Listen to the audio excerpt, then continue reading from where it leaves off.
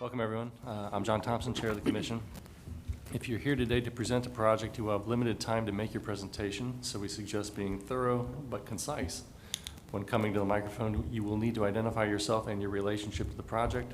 The commissioners will not ask any questions during your presentation. Your project should be presented in the following order: site plan, elevations, architectural details, wall sections. Staff presents a staff report. We will then ask for public comment. Following your presentation, the commissioners will be asking questions in the same order as your presentation. Please state and spell clearly your name if you're here to speak for or against a project. Your time will be limited to 3 minutes, so take some time now to summarize your comments because 3 minutes goes by very quickly. Following public comment, the applicant will have 5 minutes for rebuttal. The public hearing will then be closed. The only comments which will be allowed after the public hearing is closed will be in response to any questions from the commissioners. Commissioners that will then discuss the case and will make their decision based on the City Ordinance, Chapter 27 of the City Zoning Code, the design guidelines, the Secretary of Interior standards, design review comments, and the testimony given at this public hearing. The BLC can only act on items that are within our specific jurisdictional responsibility. Owner agents are independently responsible to obtain any appropriate permits and/or other approvals. If you haven't already done so, please silence your cell phones. And I'd like to introduce commissioners to my left. Good morning. I'm Eric Schiller. Good morning. I'm Jose Chalat. Good morning. I'm Alex Andriakos. Good morning. I'm Lee Nguyen. Good morning. I'm Liz Welch. And today we have with us Dennis Fernandez, Ron Vila, Beverly Jusek, can't get that out this morning, and Kamaria Pettis-Mackel.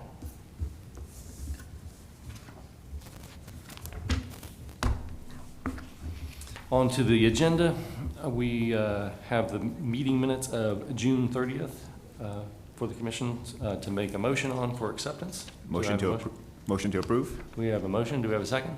Seconded. Any comments? Okay. All in favor? Aye. Any opposed? Motion carries. Minutes approved. Thank you. Dennis. Good morning. There's Dennis Fernandez, Architecture Review and Historic Preservation Manager. I did want to bring to your attention, we are submitting the BLC staff reviews for June into today's record. Those have been provided to the clerk. Additionally, in your packets this morning, you have an additional parking pass for the August public hearings here at the Tampa Convention Center.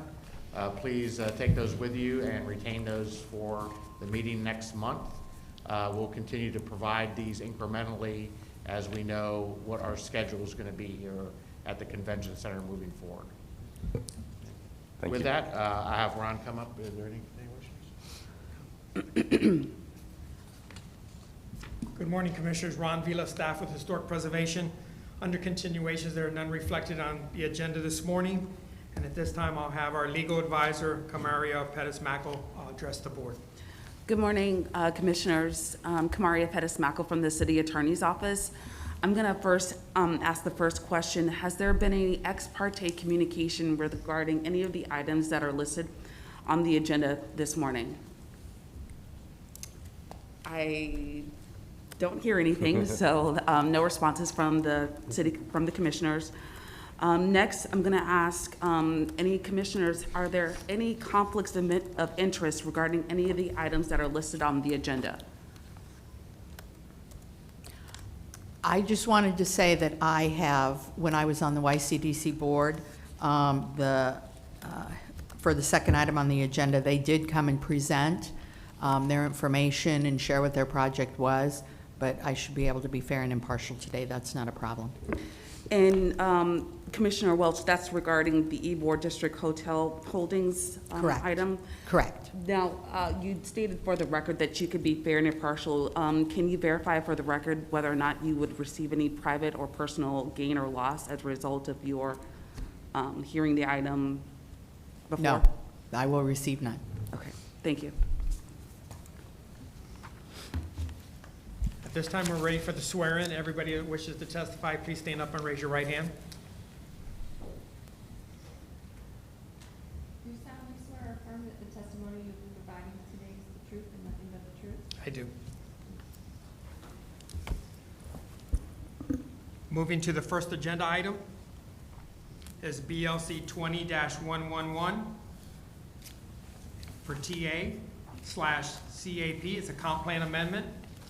Moving forward, and the number attached to the comp plan amendment is 20-03. This is for the address of 2106 North 17th Street. The underlying zoning on this parcel is YC4. This is coming forward for a recommendation this morning for a comp plan amendment from R50 to UMU 60. Briefly, I want to walk you through the photo essay at this time, starting with the Sanborn map. This is from 1929, showing the density and the fabric that was established in 29.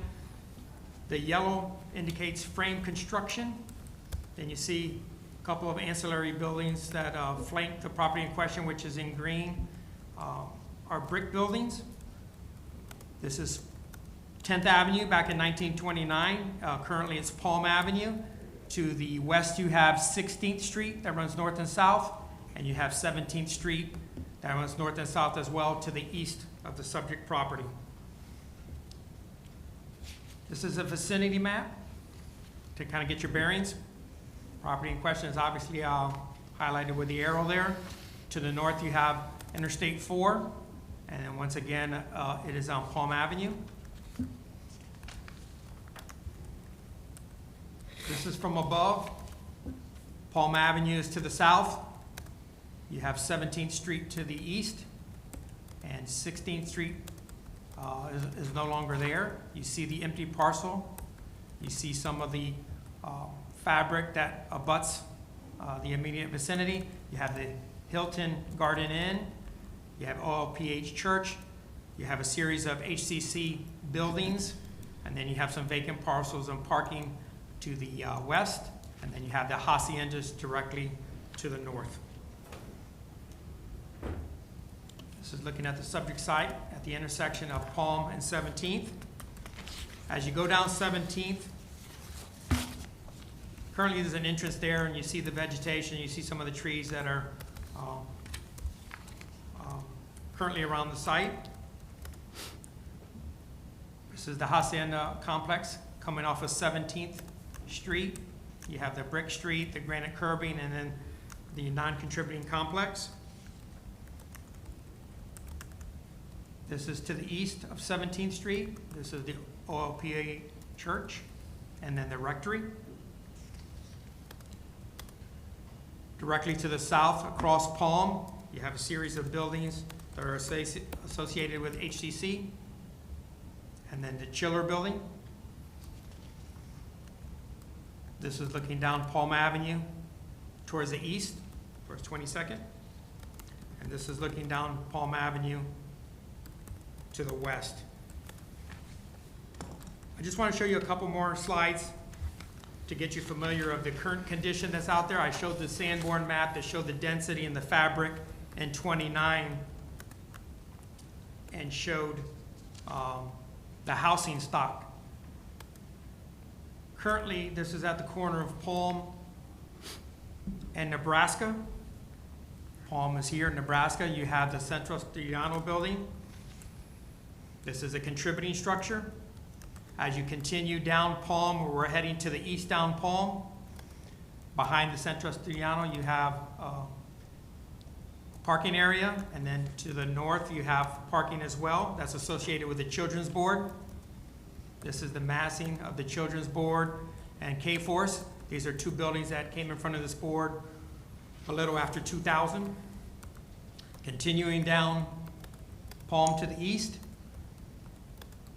you have the Tico complex, and then two residential buildings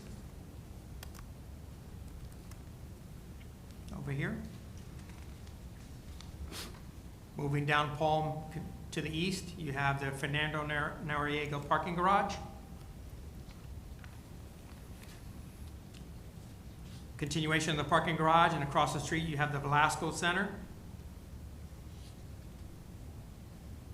Still moving down Palm, you have HCC, part of their complex, and then the Cuban Club.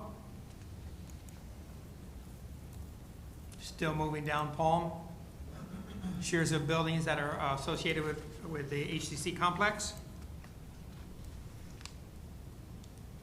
Then we get to a contributing structure, and this is La Benefica.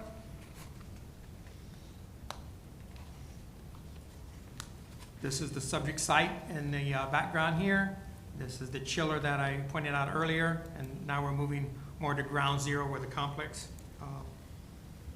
and the site is going to be.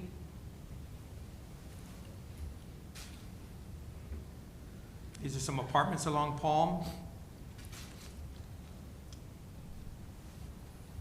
Continuation of those apartments and the Odoliva Cigar Factory. And just to conclude, the continuation of that housing stock apartments or condos today, and then you have the sheriff's office. And as we approach the corner of Palm and 22nd, so that's kind of the fabric along 22nd, Palm as it terminates. I wanted to show you current condition on Palm Avenue.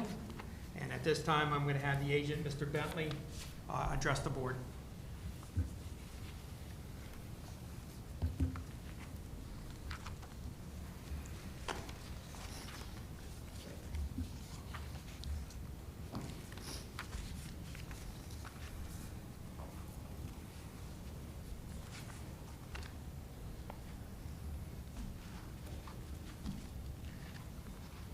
Good morning, Mr. Chairman, Commissioners. My name is Mark Bentley, 401 East Jackson Street, Tampa 33602. I represent the applicant. It's Capco Parking LLC, whose principal is Frank David Capitano, and you might be familiar with Frank, some of his recent projects that have come before you and have been very successful, including the Ybor Hotel and the Masonite World Headquarters, I think, on Fifth Avenue.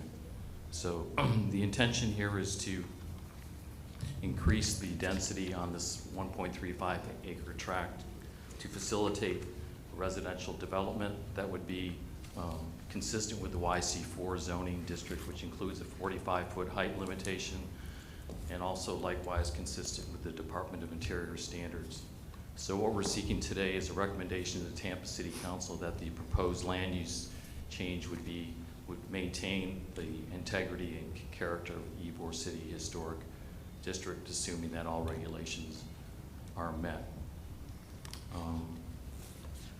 The process works like this: is once you initiate a land use plan change, it goes to the land planning agency under state law, which is the Hillsborough County City County Planning Commission, and it's reviewed by their staff, and then they act on a recommendation to Tampa City Council with a finding of consistency or inconsistency to the Tampa City Council. So a couple of months ago, this application was heard by the Planning Commission and received a unanimous recommendation of a finding of consistency to the Tampa City Council, and had a positive recommendation from the Planning Commission staff. At the same time, the development arm of the city planning department, this Mary Samaniego, I guess, will give a presentation. They weighed in on the application as well as part of the process, and they found it consistent with all the criteria applicable to a land use change that's found in their code. I'm sure Mary will have an opportunity to go over that. Then finally, the Barrio staff has issued its recommendation to you all today. It's a different standard of review, like I mentioned early on, is will this land use change maintain the integrity and character, and I'm paraphrasing, of the Ybor district, and that's the standard. I think it's on page 2 of your staff report. And in that situation, your staff said that in particular found that the request would preserve the historical integrity and appearance of the historic district. So it's a rather small site. It's 1.35 acres. 0.175 acres is actually owned by the city, and we're in negotiations to purchase that small tract. It's about 20 feet wide, and that has to be closed prior to going to Tampa City Council. So the change, if approved by Tampa City Council, would allow an increase in density from 59 units to 81 units, and or an increase in square footage of 102,000 and change to 191,000 square feet. What I presented over here is an old aerial, and I think Ron covered this a little bit. But this is an aerial from circa 1948 to 58.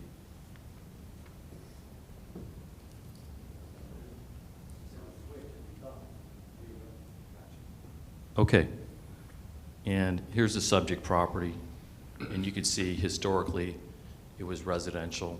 So from our perspective, this is a residential redevelopment project.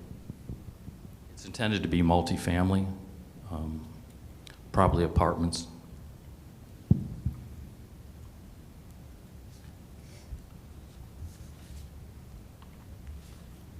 So as I mentioned, the issue before you is whether this would maintain the character and integrity of the district.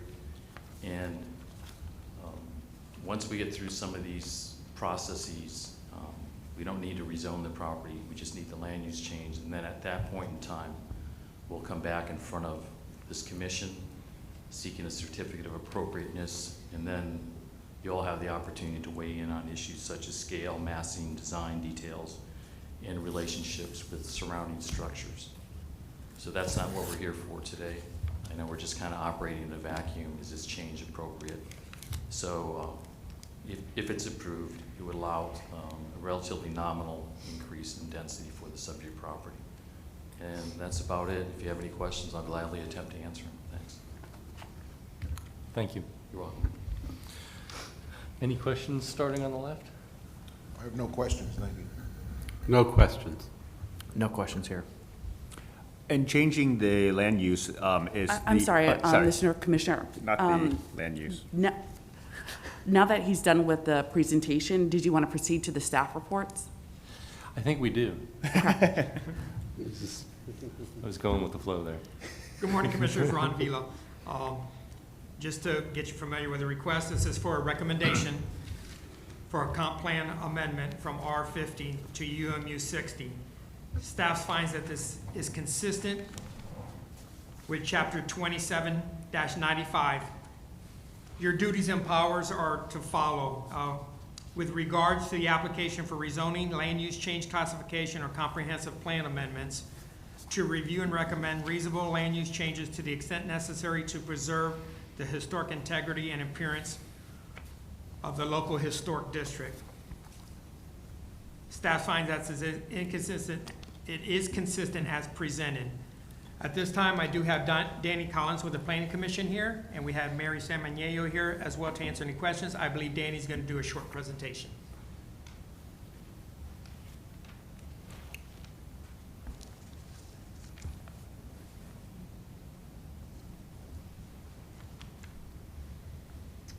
Good morning. This is Danny Collins with your Planning Commission staff. Before we get started, I want to make a correction for the record. So on page 10 of our staff analysis, it says building heights will be subject to design guidelines by the Architectural Review Committee. This is incorrect. Building heights are established by zoning. City Legal clarified this issue with us, and the issue does not affect the consistency finding of the Planning Commission. Just a brief overview. This is an essential Tampa planning district. It's in the historic Ybor neighborhood, and it's in the Ybor City Urban Village. Quick background, it's privately initiated. It's a small-scale amendment. It's approximately 1.35 acres. The change is going from the residential 50 and right-of-way to urban mixed-use 60. Ron kind of went over the surrounding area, but this is kind of an aerial of the subject site. As you can see, it's kind of on the northwest corner of East 17th Street and East Palm Avenue. This is the adopted future land use map. You'll see a majority of the site is within that residential 50 category, and there's a small sliver within the right-of-way category. There is residential 50 to the north and east of the subject site, and then there's a UMU 60 just to the south of the subject site on the south side of East Palm Avenue. This is the proposed future land use map showing the entire site under that UMU 60.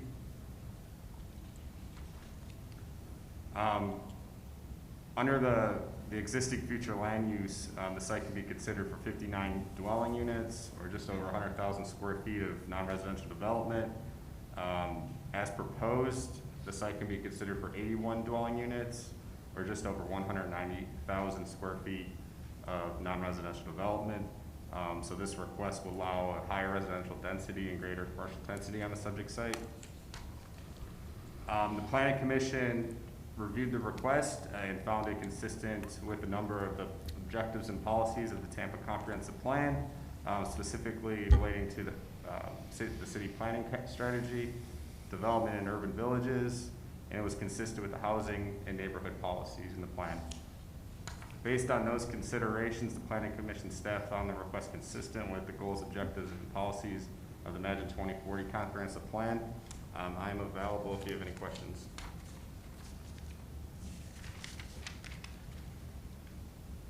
Thank you, Danny. To continue down that presentation, if this is to move forward with a favorable recommendation, a modification to page 10 on the report that was presented to us by the Planning Commission, where it states that the Architecture Review Commission has is the governing body that reviews this. That is not correct. As Danny stated, it's the Barrio Latino Commission, so the BLC. So that change would have to be noted on page 10. Also, in the report that the Planning Commission gave to us, it has a section that the City of Tampa's zoning department reviewed this project and stated it was consistent with their criteria as well. And I stated that we do have Mary Samaniego here to answer any questions. So at this time, you can move forward. Thank you. We have the opportunity for public comment if anybody's here to speak for or against this proposed change. Seeing none, we can now ask questions of the applicant and the additional information we've been presented with. So again, I'll ask commissioners to my left if you have any questions. Mr. I have Shelley. no questions, thank you. No questions, thank you. No questions. My question is, what happens to the parking requirements with this land use change? This is Kamaria Pettis-Malco from the City Legal Department. The important thing is for the commissioners to focus not on the development or what's going to happen with the project, but rather on whether or not the recommendation is for the comprehensive plan for the change from R50 to UMU 60. So just to focus on those parameters and not what's going to happen on the property. Okay, but doesn't the parking counts change when the land use changes as well? Or am I incorrect in that? I can answer that. Yeah.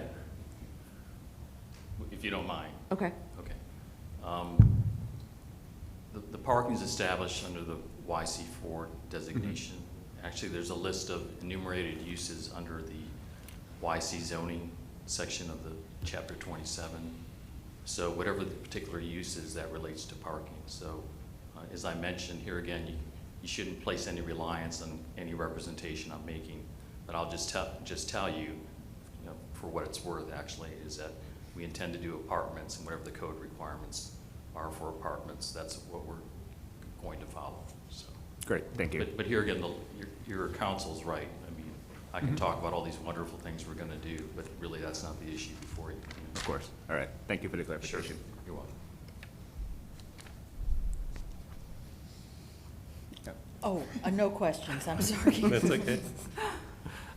Question regarding the change, the 81 units and the 191,000 square feet. Those are the max residential units and the max square footage of any development that would be on there. Yeah, but the way the comp plan reads, and Danny can weigh in on this if necessary, but is because it's a mixed-use district, is a developer has the option of either the density or the floor area ratio, whatever is more beneficial.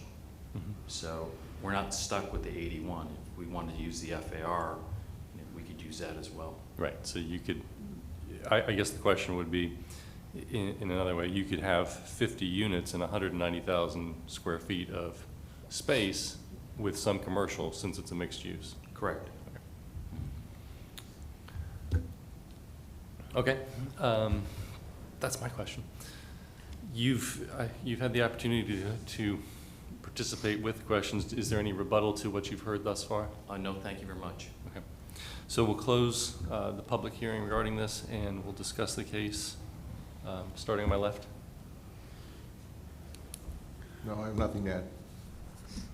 Nothing to add. It appears very consistent with the long-term goals of the historic district. I echo Jose. I agree, it seems consistent as well. I would agree, consistent. Thank you.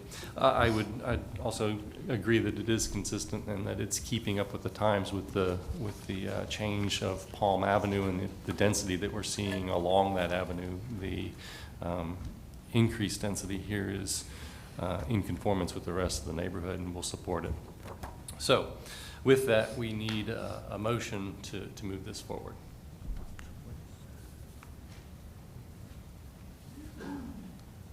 And before we make the motion, let me ask Ron and Kamaria, do we need to incorporate into the motion the fine particulars that you've added regarding the BLC and the zoning department?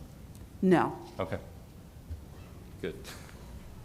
Because I don't want to say it wrong. correct. Okay. So just a clean motion will be fine.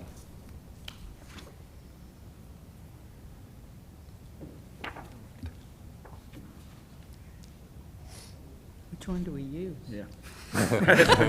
I'll make the motion, I just got to figure out which one I'm supposed to say.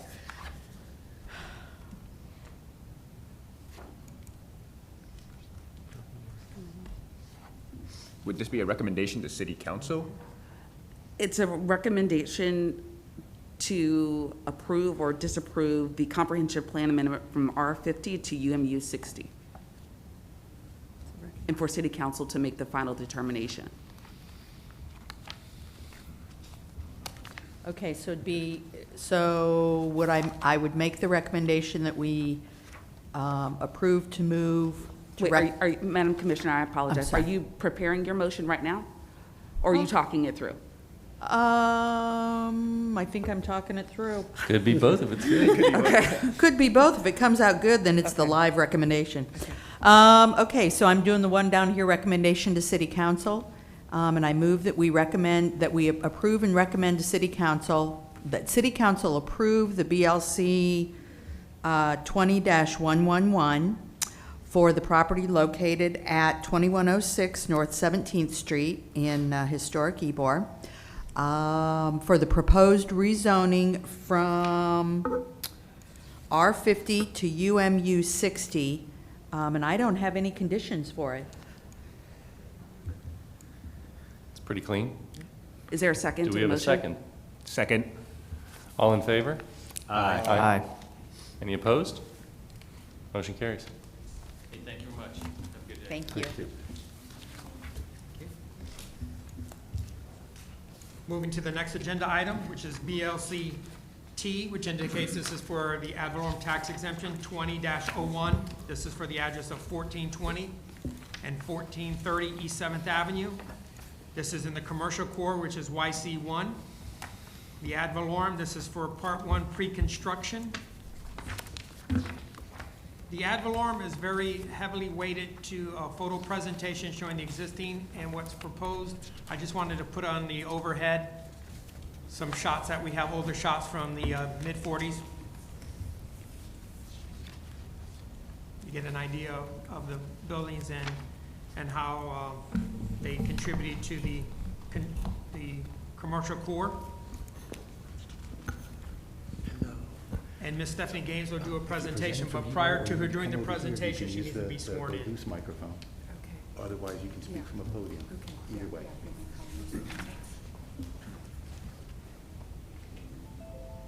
Stephanie, we're going to do a swear-in real quick.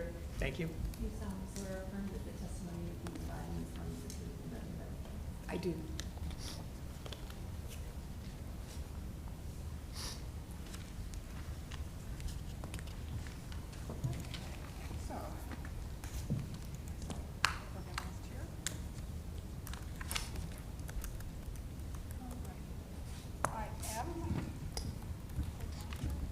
I'm on? Yes. You're on. I am Stephanie Farrell, and with me today is Marjorie Hagler. And we are representing, we're the agents for the property located at 1420 and 1430 East 7th Avenue. It is part of a larger project, which you will see, but I'm going to be showing you exhibits via the overhead projector, and then Margie will be pointing to appropriate parts of the existing and proposed plans. So the property is located, and both are contributing to the historic district in Ybor City. And you will know them as the two buildings that made up at one point the Las Novedades restaurant, and then became a variety of other entertainment functions over time. And I'm going to, these are some Sanborn fire insurance maps that show the restaurant in 1915. There was a restaurant there and a store which consisted of two buildings, and these three buildings eventually became Las Novedades. So here is Sanborn from 1931. This is the stucco building with the angled corner that we're accustomed to seeing, and these two bays make up the Warren building.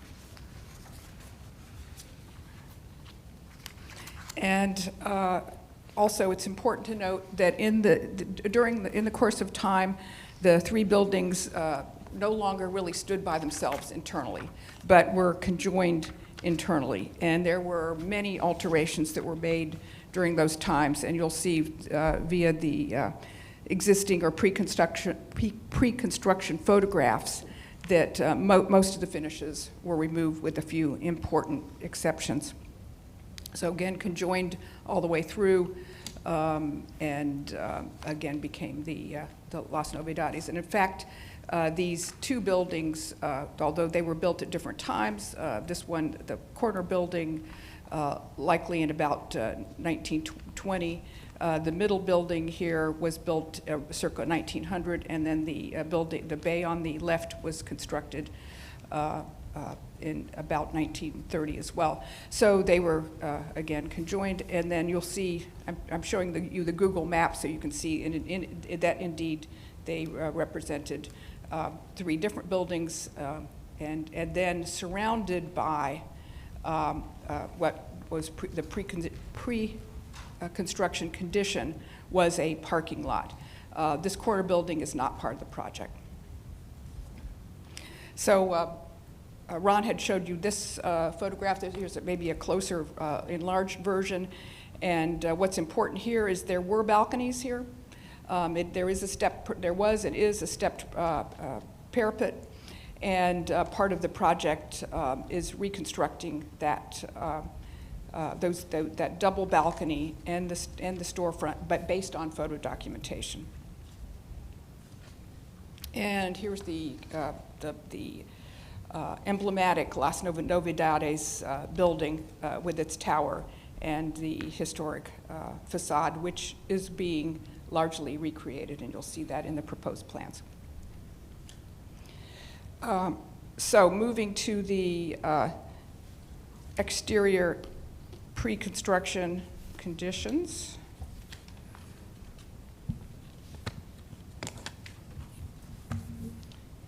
First, the Warren building. You can see that this is, there are some newer windows here, and obviously the storefront has been terribly altered over time. But the step parapet is intact. And here is a view of the parking lot in the foreground, the Warren building, and the stuccoed Las Novedades building.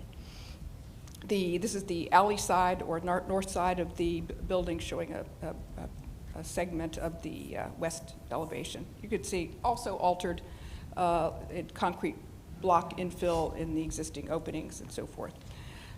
So the main facade of Las Novedades facing 7th Avenue, again, altered, not in great condition, and not really resembling the historic photograph, certainly on the ground floor.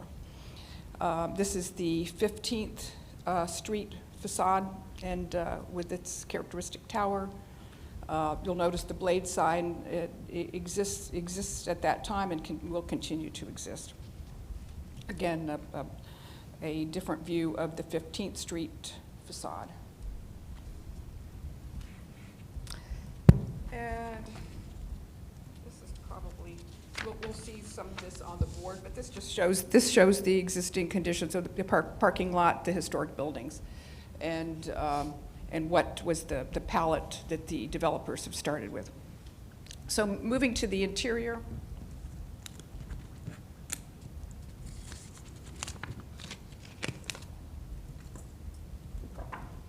Okay, this is the Las Novedades building. That is the easternmost bay. You can see again that there is some wainscoting. There are some of the original window openings, the angled entrance at the corner of 15th Street and 7th Avenue, concrete floor, drywall ceiling.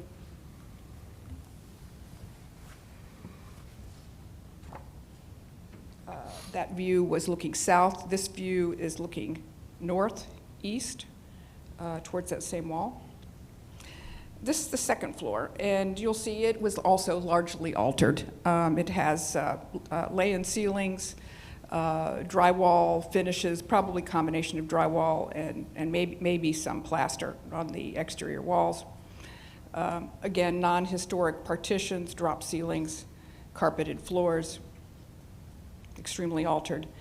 And this is the west bay of the Las Novedades. So we're moving towards the center of the historic complex, looking south towards the front elevation of the building. And again, you can see the finishes are basically no longer extant. And these photographs were taken in 2015. So much was altered. Much was altered in the course of its entertainment functions. This is Las Novedades West Bay looking north. This is the Las Novedades, again, Center Bay looking east towards the Warren Building. This is the Warren Building Bay looking north, that is towards the back of the building. This is that same West Bay looking south.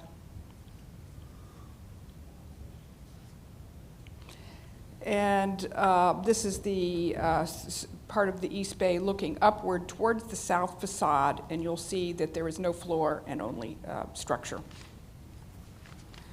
This is the Warren Building foreign dining room looking north, and you'll see something discussing those a little bit later. The Goya murals are only part of the original finishes that remain, in addition to the tile wainscoting that I mentioned earlier.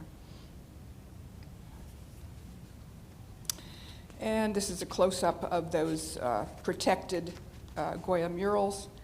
And this is one of the Goya murals. The other three continue to exist. So you can see they're quite beautiful, and they will be preserved in the course of the renovations. So again, significant alteration, minimal historic fabric remains, and the Goya murals are being preserved.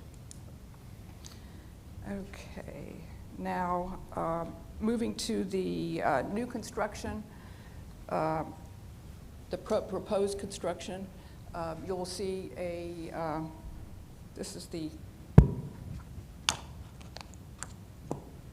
site plan is up there, and I'll also show it here in 8.511. So this is the new construction which replaces what you saw as the pre-construction parking lot.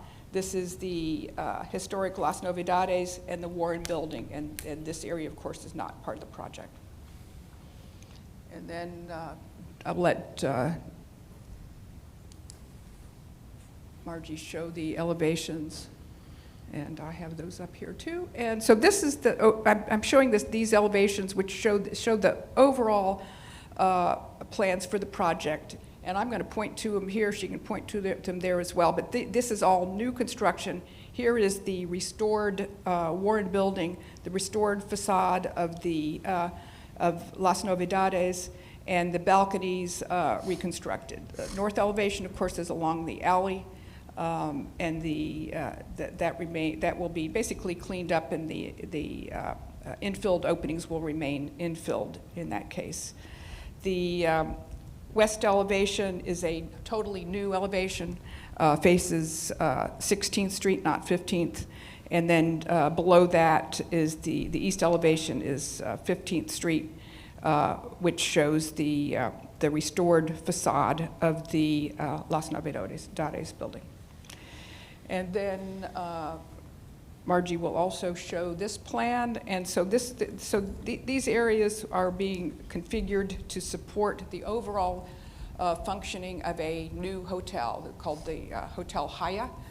And so the Warren building will include a pre-function area, meeting rooms, kitchen, and the center bay will become a ballroom, and then the easternmost bay at the corner of 15th and 7th Avenue will be finished as a vanilla shell. It may be a rental space, tenant space, or maybe a space to support the functioning of the hotel at some point. But it will be, and we'll talk through the finishes in a moment. The second floor is being reconstructed on the corner building. The center bay was open, was basically a two-story space and did not have a floor. And when the construction started, it will continue to be one large open space. And then this space called unoccupied was and is mechanical equipment. And then facing 7th Avenue are three junior suites.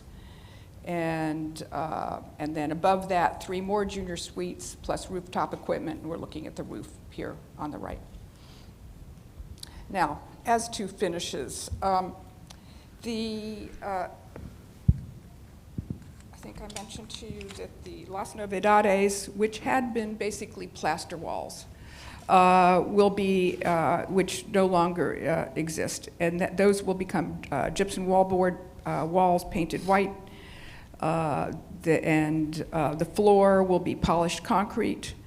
Moving towards the middle of the building, this space will be exposed brick along the front facade. That's the current condition. Exposed brick along its western edge, and which will be actually painted white. And then the floor there will be a wood floor. And Margie has the palette up there for you all to look at. Moving westward, the existing, the pre-function space here will be polished concrete, and then the 4 murals, the arrows point to those, will be restored and evident in the space. The back of the house space will be finished concrete floors and painted drywall walls. And of course, the restrooms will have ceramic tile, a combination of ceramic tile and drywall walls and ceramic wainscoting. And of course, also, the tile wainscoting that remains in the corner building of the Las Navidades will remain, will be restored and preserved. Moving to the second level of the proposed work, second level of the Las Navidades corner building, gypsum wallboard, unfinished floors, actually wood floors for now, so those will be wood. The brick surfaces will be cleaned and painted white. Those are currently painted. They're painted a combination of white and blue, and some of it's, it's a hodgepodge currently in that area. So that will be painted white. And then moving into the junior suites, the suites will be carpet over the existing plywood floors. The exposed brick will be patched and the voids repaired, and the wood headers, which are visible currently, will be cleaned and repaired. So that's level 2. Above that, level 3, additional junior suites, which are similar in size and finish to the spaces below. And then we'll see that these are the Goyas being revealed in the current course of construction, revealed and preserved. And again, two more of those preserved, protected, and now preserved. So that is represents the existing, actually the proposed plans for the site, and then also I'm going to show you, and then Margie will also, may have that up on her boards, the wall sections which show the reconstructed balconies along 7th Avenue, the decorative element of the railing and balustrade resemble as closely as possible the historic documentation. The support system will be the painted steel columns as was typical historically. So that's a section through the Warren Building. There will be a metal roof above that balcony.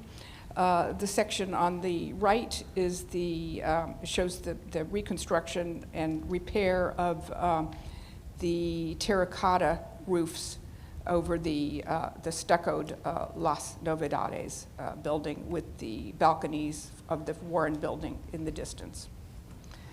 And just to illustrate the proposed elevations for the Las Novedades, above is the existing condition, below is the proposed condition, very much like the historic building.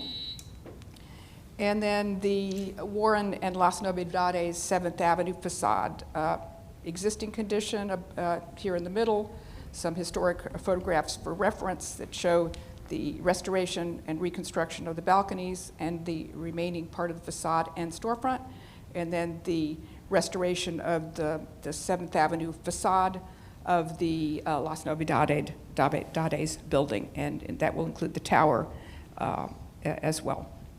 So that concludes the proposed plans. Ron asked that I also show you some current condition Mr. Commissioner, photos of 7th Avenue. Was that the time? Okay. And so this is the, if you could just remind the time has already Yes. run. yes, I want to show you the existing condition of the 7th Avenue facade of the Warren Building. And you can see that the balconies indeed have been reconstructed and the facade repaired. And then this is the current condition of the Las Novedades building, and here is the quarter location. Okay, that concludes my presentation. I'll be happy to discuss it. Thank you. Staff report. Good morning, Commissioners. Ron Vila, staff with Historic Preservation. Staff finds that this application is consistent with the Secretary of Interior standards for rehabilitation. Stephanie provided a very thorough presentation showing the whole block, and the exterior of the building had come forward to this board for approval already, but as part of the ad valorem, we look at the exterior and the interior. 2 years ago when this came forward for the exterior, what she provided was consistent with what's being built now. So today you should focus on the interior. As we look at the interior, she showed floor plans and some finishes that are there. For the adaptive reuse, it's very difficult for some of these buildings that are over 100 years old to maintain any of the historic fabric. So they looked at what they were left with and then moving forward. Staff's been on the site probably about 10 times to look at the information that was there as they uncovered some of the historic fabric. On the interior, what we focused on was the volume that should be respected, the murals, some of the historic fabric that was left behind, the wainscoting was there, the floor finishes, the wall finishes. Some will have drywall on them, some will be expressed with the brick as they were traditionally. We do some research on site to see exactly what finishes should be retained. And then moving to the ad valorem itself, it's a preservation tool that is an elective process that the owners and the agents do not have to engage in, but there's a benefit if you move forward with the sensitivity on the exterior and the interior for a 10-year savings on the program. So this is one that they chose to move forward with sensitivity on the exterior and the interior. So I'm here to answer any questions. Thank you. Thanks, Ron. We have the opportunity for public comment if anybody's here to speak for or against the presentation. Seeing none, we'll move to commissioners asking questions, if there are any. No questions, thank you.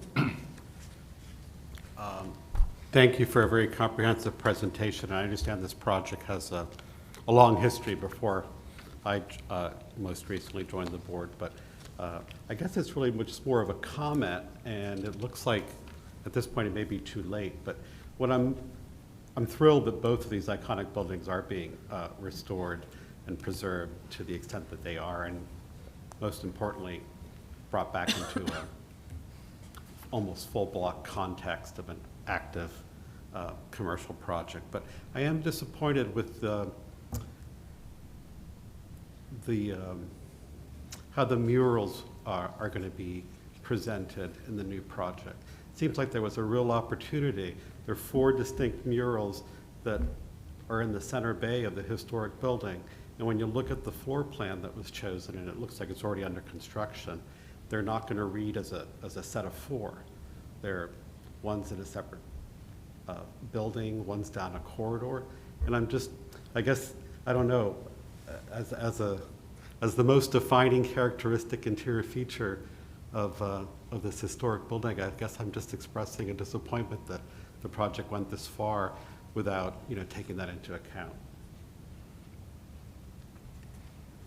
And if you'd like to comment on the constraints, yeah. To the best of my understanding, they are basically being preserved where they were. So they're remaining as they are, and of course the plans were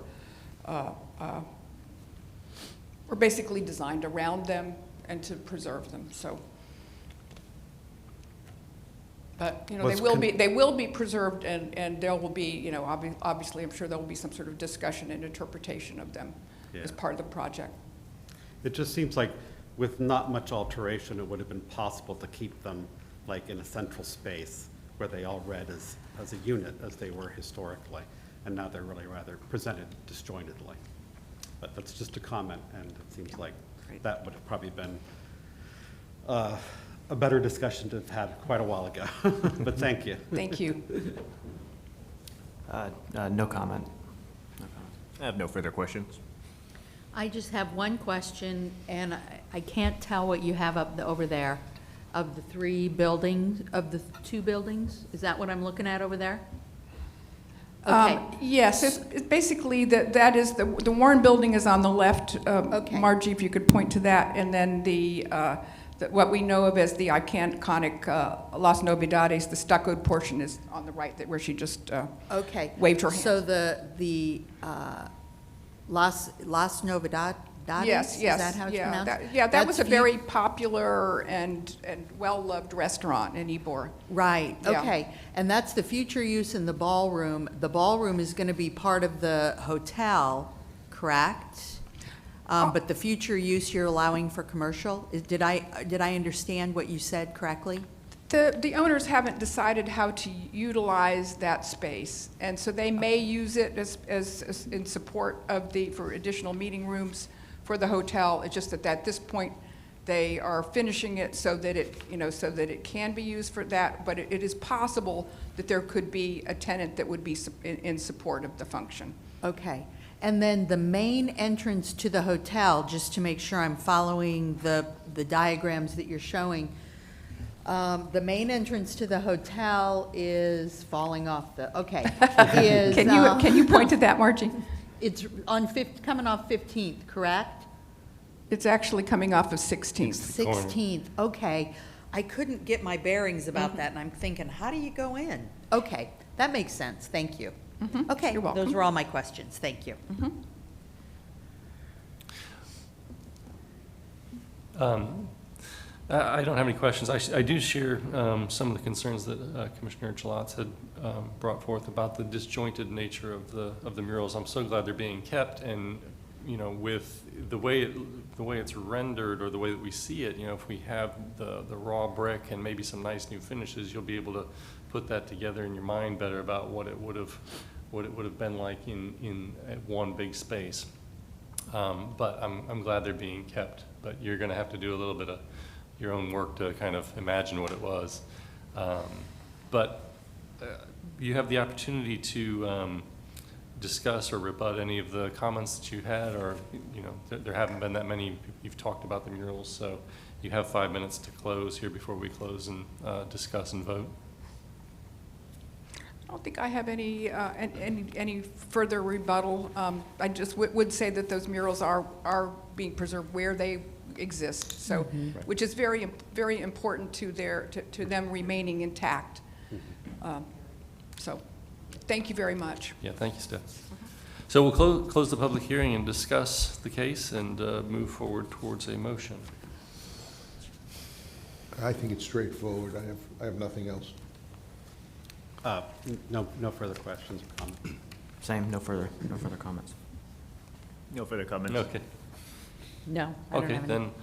then, thank you for the presentation. We really appreciate it. I do understand it's a challenge on these particular buildings that there isn't that much left of them on the inside, but it will be nice to have them, you know, refreshed and rebooted and part of the community again. And I think that your efforts will really pay off in terms of how it's going to come across. So thank you.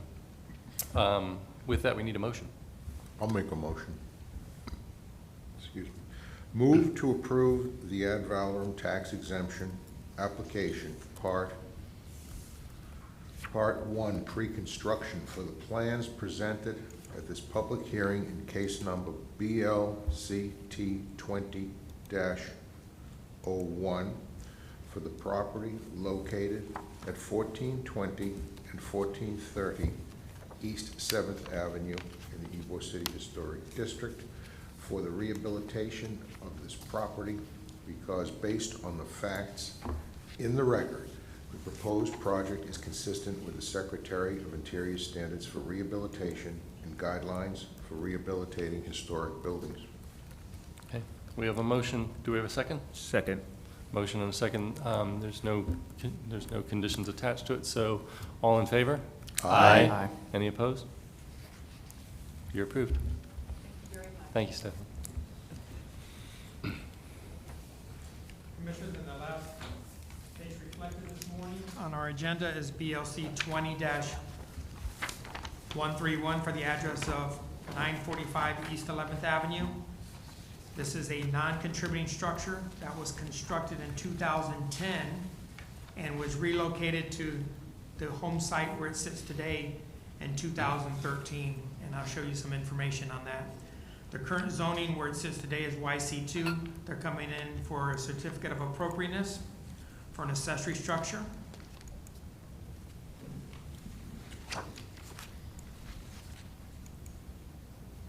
Once again, starting with the Sanborn map, this is currently where the structure, the primary structure sits today, and then the erection of the accessory structure. There is an alley that runs north and south to the rear of the subject site. Subject site sits on the corner of 11th Avenue and 11th Street. And you see the density in the fabric here, and obviously this is prior to the interstate. The interstate swatch kind of comes through here and takes this fabric out, which is north of 12th Avenue, as indicated on this aerial. So in 2010, the structure was constructed here. 2013, it made the move over.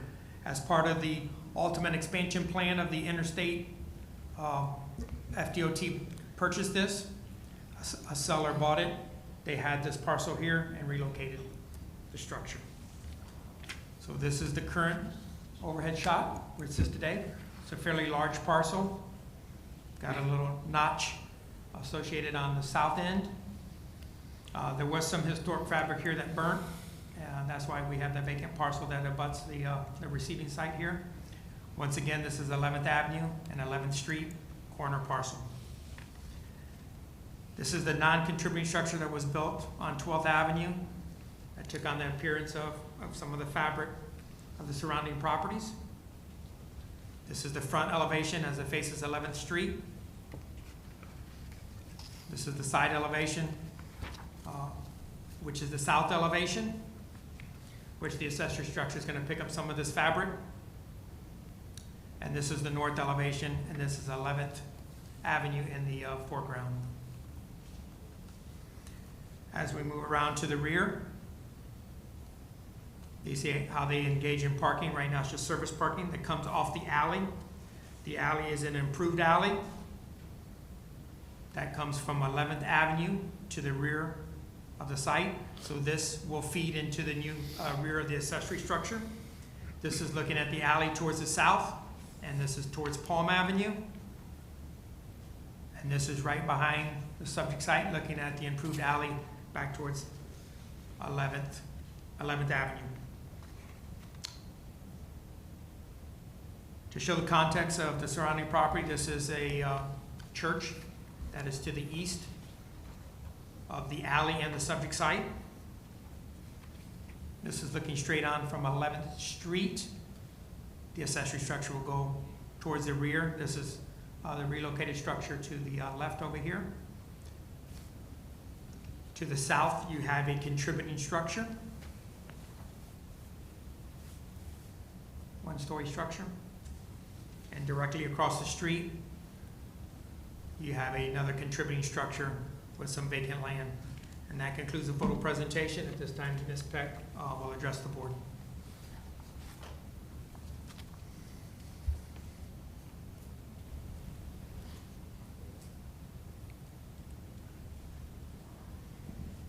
Good morning. My name is Joanne Peck. I'm with Historic Shed, and we are basically presenting new construction for a non-historic building, which is not usually what we do. We usually try to match historic, so it threw us a little off.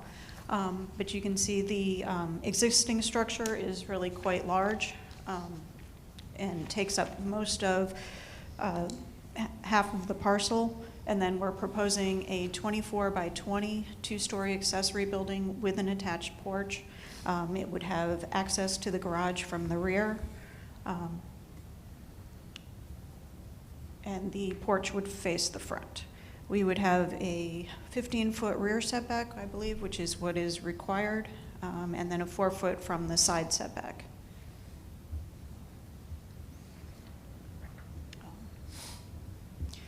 And that's a little bit of a blow up, just so you can see a little bit more. We still are offering additional, proving that we can meet additional parking for this particular house if for some reason someday somebody wanted to subdivide. So that's why it has this weird little parking space drawn in.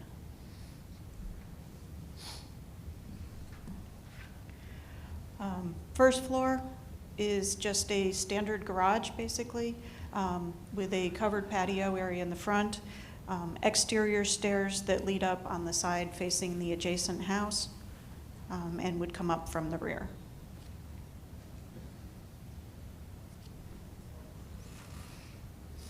Second floor would have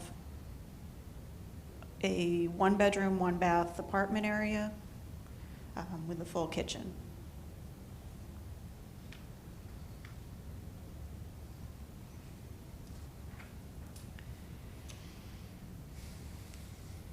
So this structure, this would be facing the front with the porch, covered porch. We would take elements off of the main house, including the scalloped shingles that are on the main structure, and then we do lap siding that matches the existing as well. One thing we are not proposing to match, and that is the roof slope of the existing structure, and that is because of the height limitation that we are not allowed more than 22 foot 6 inches, and we are right there with 512 slope. So we had to make a few changes to that. There would be wood porch posts, 6x6s. On the front elevation, a wood railing that's just going to be a simple 2x2 railing on there. Exposed rafter tails with 2-foot overhangs. French doors on the second floor level, and then we would do a mission-style door on the first floor. I believe I have some photos, examples of those, but they would all be fiberglass doors.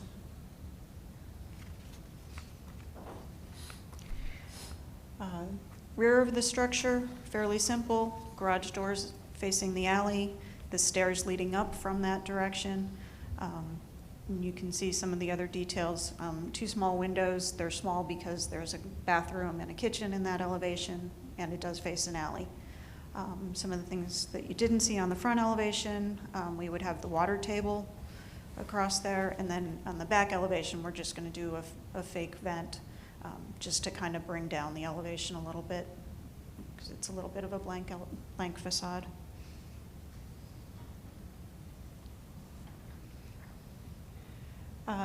The elevation facing the house has just a single window and the stairs leading up. You can see the covered porch, which I believe is 8 feet deep. And then the 5V metal crimp roof, which would match on the existing house. And we would have exposed rafter tails as well.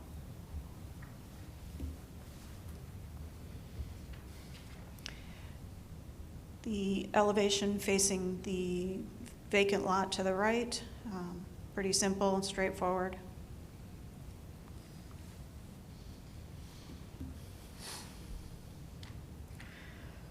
And then the wall section, which doesn't really want to show on here, but we would have, I guess we'll start at the bottom. Obviously, it's a garage. It would have a concrete slab foundation, wood frame walls, lap siding, and the water table with the drip at the floor level. And then as we move up, we have those exposed rafter tails, and then we use a board sheathing and no soffit. So you would just look up and see the tails and the board sheathing.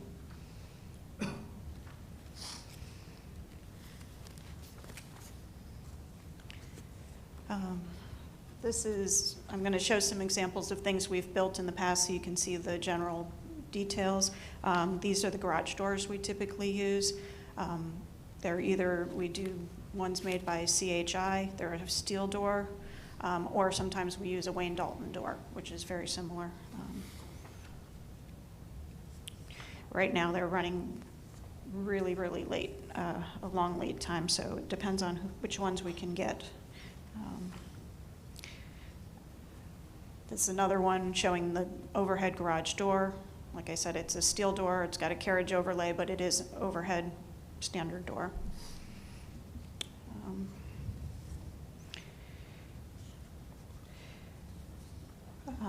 We are still out on the windows a little bit, but this is the typical window that we use. It's a Geldwin double hung window. However, we're going to have to use impact windows. Geldwin does make a wood impact window. However, it costs about 4 times what this is, so we are going to discuss still with the homeowners whether we want to do the impact windows or if we do the wood windows and allow for the for shutters, which would be, we could do the plywood shutters.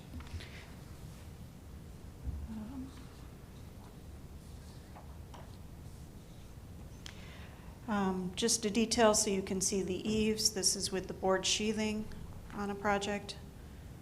And you can also see the water table with the drip edge, which is typical on our 2-story buildings. When we do French doors, they are fiberglass. However, we get the flush glazed so that you don't have that awful white strip that comes around new fiberglass doors. We're very specific on which French doors we get. Moved on from all wood doors just because we had to, unfortunately. It's difficult to see in too much detail, but this is the mission style door that we use typically. Again, it'll be a flush glazed door. And there's another one of the garage doors that we use. Let's see. The only other element, and this is still something in discussion with the homeowner, but the most likely lighting fixtures would be along that line, and all the hardware would be an aged bronze hardware that would complement that.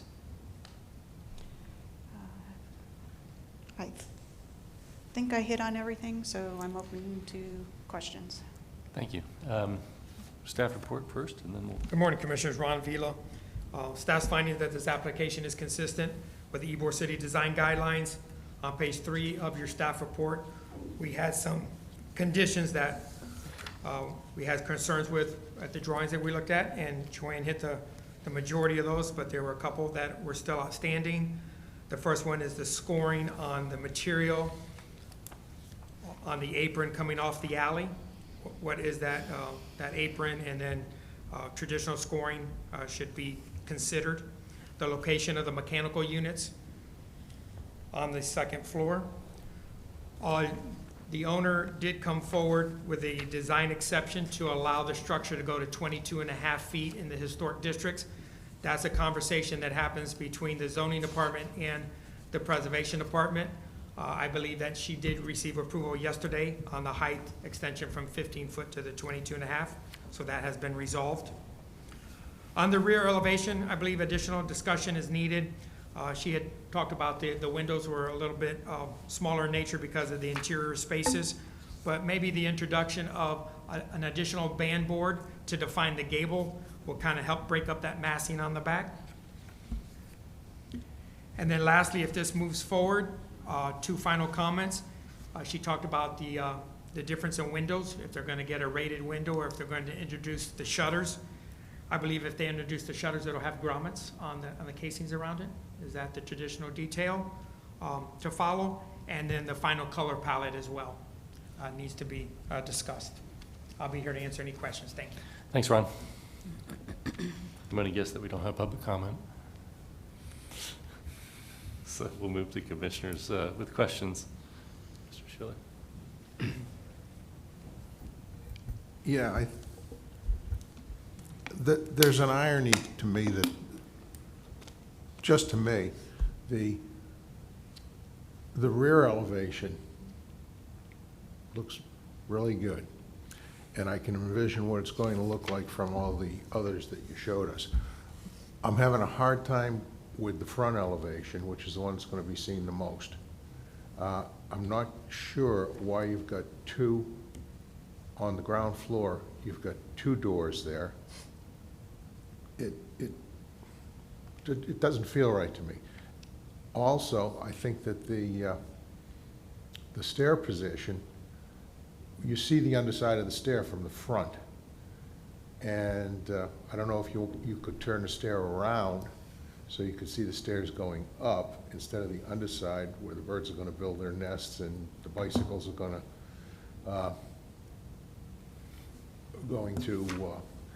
pile up, and the barbecue grill and all that stuff.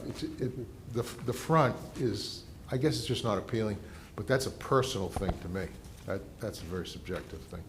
So had you thought about turning the stairs so the stairs enter the apartment instead of the stairs entering, joining with the front deck? From a functional standpoint, no. It really seems like it's more appealing to walk up and be able to get in under a covered porch. I think that it's easy enough to enclose underneath the stairs with some lattice or the like if you didn't want to look at the underside. That is, Ron had mentioned the AC unit. I would expect that to be set underneath the stairs. It'll probably be a mini split. But no, from a function standpoint, the homeowner had asked for the stairs to enter from the backside of the property. Yeah, I certainly understand that. That's all the questions that I have. Thank you. No questions. Yeah, no questions for me. Could you show us a plan and then the driveway and how you're gonna score the driveway, or how it's gonna be historically? I've really not looked at that at all, okay. but I mean, we can put in expansion joints, however staff Okay, you can work with recommends. staff on that. And then in terms of color palette, I assume it's just to match the main house, or? Yeah, it'll Yeah. have the same colors. And then could you show us the rear elevation that, so that we can maybe discuss the possibility of the band board that Ron had interpreted? So between like the faux vent and where the lap siding ends, we could potentially put a band board there as well to help break up the facade. I think that would be too many horizontals. If I did that, I would change the vent to, or even eliminate the vent. The main house has very different details on the front than it does on the back. On the front, it has those scalloped shingles in the gable, and it has some kind of faux trusses exposed and a couple other things that are added on. On the back, they just have this kind of faux truss that's flat on the building. It's not out. It's a very different detail, and so I didn't feel that I needed to really, I don't know, use as much detail on the back on this particular one. But I do think that if I were to do a band, you'd just have band, and then gable vent. I think it would be too much. I have a couple of other detail things I could do for the vent, or I could eliminate the vent, just put in the horizontal band, and then just continue. It's just, if you don't, when you put the band in and don't change materials in the gable, it kind of bothers me architecturally. Okay, and I see what you're saying with the main house. So from some of the examples that you showed us, were those vents faux as well, or were those real vents from some of the previous projects that you had shown as examples? Most of them are faux, because we typically do a cathedral ceiling. Mm-hmm. And so they're just, Okay, we great. Thank you. put insulation or straight to the roof. No further questions? I don't have any questions.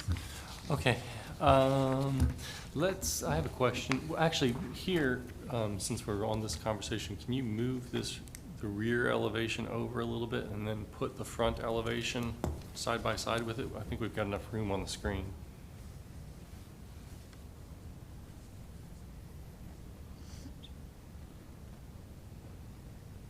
Yeah, my first inclination was to get rid of the faux vent and just do the scalloping on both sides, but I understand you're trying to relate to the existing larger house that's there, so we can discuss that around a little bit.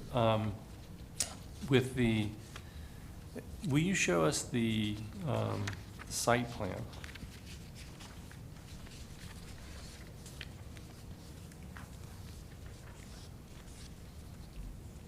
Okay, and so we're talking about what this thing might look like from 11th Street, and it's set way back, and it's up on, elevation wise as well. What caught my eye was the proposed wood fence that's kind of tied into the front porch of the existing structure. Is that just a 6-foot regular wood fence? Is that something that staff has looked at? Yeah, that is something I have to talk to Ron after this meeting about. Okay, because I think that whatever we're doing up front, proportion-wise, or, if we solve the stair issue with the lattice work and all that stuff, it doesn't matter. You're never going to see it because you're putting a conventional wood fence in front of the property? It'll be some sort of wood fence. We're still talking about what could be placed and where.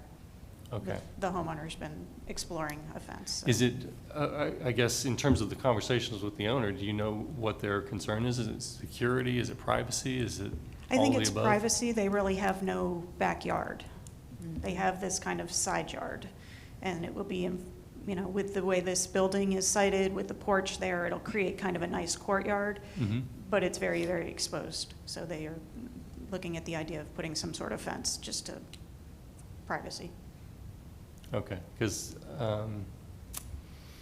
I think that's probably more of a conversation piece than any of the other detailing that we might get at. Because what I'd like, just seeing it and thinking it about how, not the owner, but as a pedestrian, I would see it. I would want to see that, like that baluster that you have there, maybe a 6-foot tall one that you can still have security, you can have privacy, you can put, maybe some jasmine on it, and we can still see through and into the house itself to talk about any of these details, to see if we solve the lattice work and the condensing unit under the stair. So, I think that's something that we're gonna need to coordinate with staff, because we don't have anything to respond to other than it might be just a Home Depot fence. Let's see, on that site plan as well, it's just, I know you're showing it just there for, just to show that you can have it there, but that diagonal parking space in there, just for the record, it is beyond the property line a little bit. I know that you can scoot it down like 2 inches or whatever and accommodate it on the site, but that's probably one of the things that transportation would say that you have to do. You have to have it on the site, and it's 99% on the site.